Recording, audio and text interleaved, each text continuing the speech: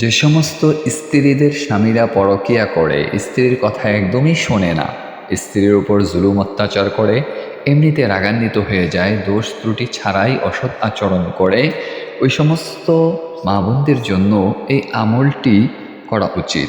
এই তদবিরটি আপনি গ্রহণ করুন, ইনশাআল্লাহ আপনার স্বামী সৎপথে ফেরত চলে আসবে, পরকীয়া বন্ধ করে দিবে এবং 5 ওয়াক্ত ফরজ নামাজ আপনি অবশ্যই আদায় করবেন।